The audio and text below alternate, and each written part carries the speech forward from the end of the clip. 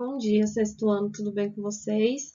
Na aula de hoje nós vamos estudar sobre o Império Romano, que foi o período da história, né, que marcou a expansão do território romano, e também quando é a fase de transição, né, do período da República, o período republicano, para o período imperial.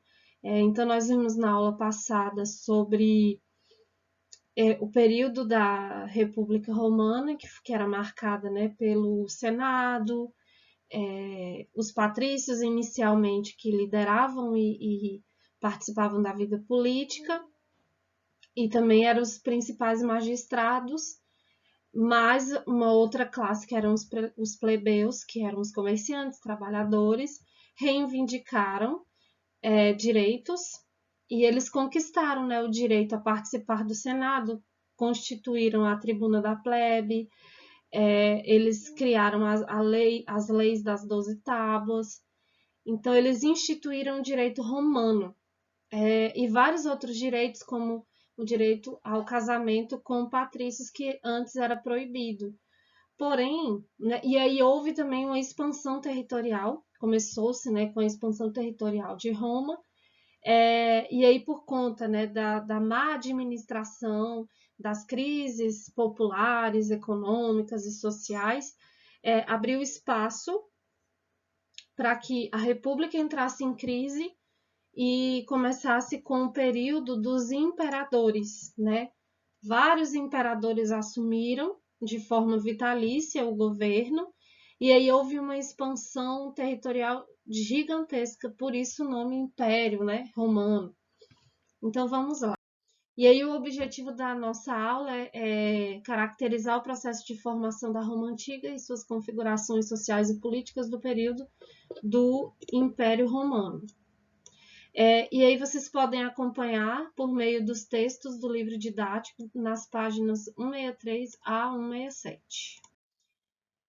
E aqui nós temos o Coliseu, que representa basicamente o Império Romano, que era onde eles levavam os guerreiros aprisionados, né, de guerra, levavam para lutar no Coliseu para os romanos assistirem aos espetáculos de conflitos. Então, gente, o Império Romano ele foi marcado por vários períodos, e aí nós temos aqui o período do Alto Império, que foi marcado pelo governo de Otávio Augusto, né, de 27 a 14 depois de Cristo.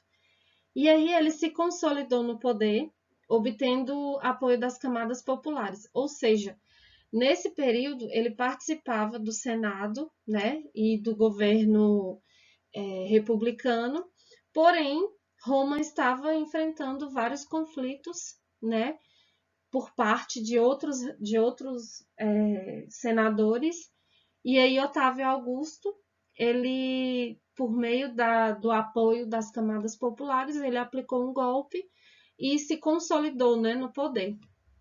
E aí ele promoveu uma política de construção de grandes obras públicas, né, como o Coliseu, os teatros, tudo isso para chamar atenção. E aí houve um desenvolvimento do comércio graças à Pax Romana. Pax significa paz, né? Paz romana. E aí foi um governo forte e centralizador. Por que centralizador? Porque o governo estava concentrado somente nas mãos de Otávio Augusto, do imperador. E aí ele começou a arrecadação de impostos, né, feita pelo Estado. Houve uma profissionalização do exército, né, e isso fortaleceu ainda mais, e também a instituição do cargo vitalício e não hereditário apenas, mas também por adoção, ou seja, vitalício é quando a pessoa vai ficar no poder para sempre, até ela morrer. E aí o poder, assim que esse imperador morre, é passado para o filho, né, hereditário. Só que aqui, além de ser hereditário, também poderia ser por adoção, filho adotivo. E aí, nós temos aqui a sociedade romana no governo de Otávio Augusto. Então, a sociedade estava dividida em 3 grupos, né? Que eram os livres, né? Os grupos livres. Então, e esses habitantes, né? Eles viviam nas províncias e era dividido em 3 grupos, que era o senatorial, o equestre e a plebeia. O senatorial, ele era marcado, né, por quem tinha fortuna superior a 1 milhão, né, de moeda romana, que era o sestércio.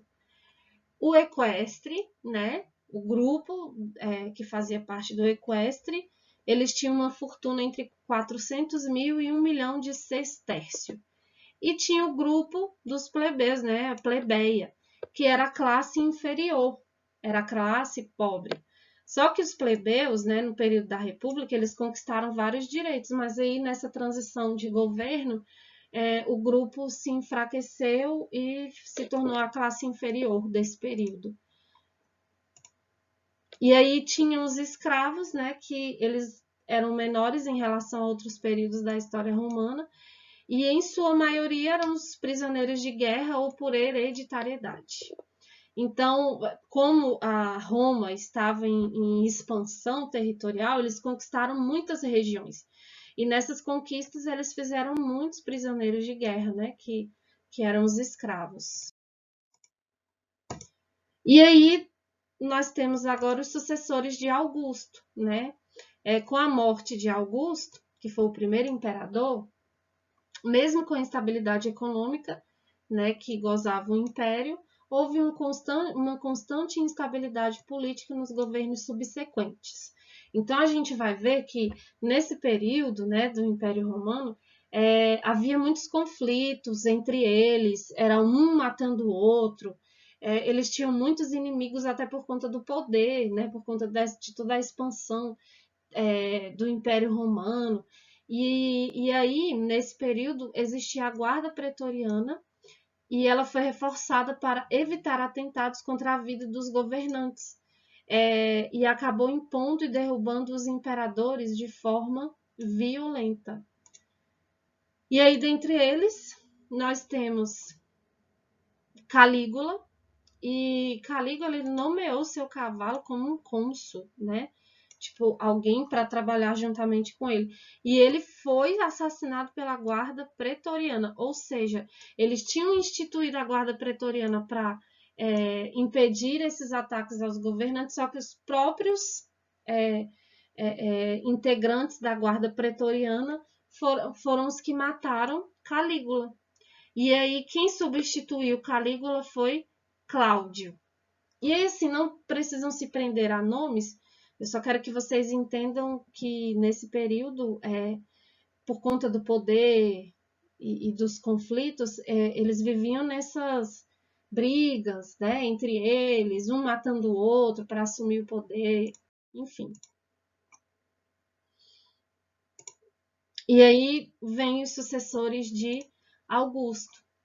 O primeiro foi Nero, e ele foi proclamado imperador aos 17 anos, e daí ele mandou assassinar e executar muitos dos seus inimigos políticos, inclusive sua mãe. E ele foi acusado de ter incendiado Roma, e aí moveu uma violenta perseguição aos cristãos que se recusavam a cultuá-lo, porque nesse período o cristianismo estava em ascensão. Inclusive, Paulo contribuiu para essa expansão do cristianismo lá no Império Romano, porque ele era do exército romano, teve contato, né, com os cristãos e se converteu ao cristianismo, e ele, né, trouxe o cristianismo para Roma. E aí, só que ele não aceitava, Nero não aceitava outra religião senão cultuá-lo. E aí ele perseguiu muitos cristãos, matou, enfim. E aí foi deposto por exércitos revoltosos da Espanha, que invadiram Roma, sendo morto por um escravo. E aí sua queda deu início a um conflito no qual cada exército da província e da guarda pretoriana quiseram transformar seu líder em um imperador. E aqui nós temos a dinastia Flávia. Então, o Império Romano ele foi marcado por vários líderes, vários imperadores e por várias dinastias. Então, na dinastia Flávia, tivemos o Trajano, e aí nesse período foi quando o Império Romano atingiu sua máxima extensão territorial, como vocês podem ver aqui no mapa. E aí ele nasceu na Espanha, e aí amplia-se o número de senadores, inclusive representantes gregos e africanos, porque nessa época ele já tinha, o Império Romano já tinha alcançado, conquistado a Grécia e a região da África. Aí agora nós temos a dinastia dos Antoninos, que foi representada por Adriano, Antônio Pio, e eles procuravam governar com base no direito divino oriental. Então, eles seguiram essa base do direito divino oriental. E, por fim, Marco Aurélio, e ele voltou a governar com o Senado para evitar conflitos. E aí ele foi sucedido pelo seu filho Cômodo, que o matou para suceder-lhe, após descobrir que o seu sucessor seria o general Máximo. Então, era pai matando filho, filho matando pai, por conta do poder. Então, o Império Romano ele foi marcado por todos esses conflitos, certo? E aí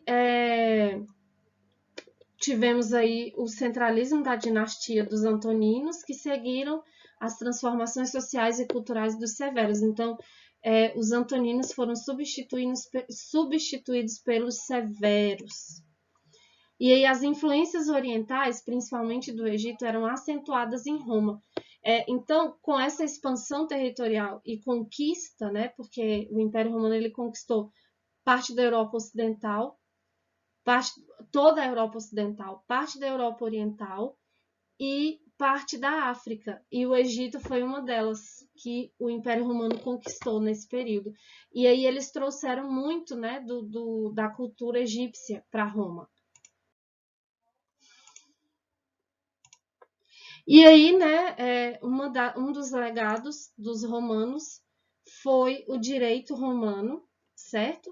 Que foi a mais notável contribuição romana à cultura ocidental, tanto que a base do nosso direito hoje tem raiz no direito romano dessa época, inclusive o direito civil, que é baseado nos costumes, e direito do estrangeiro, o direito natural, enfim.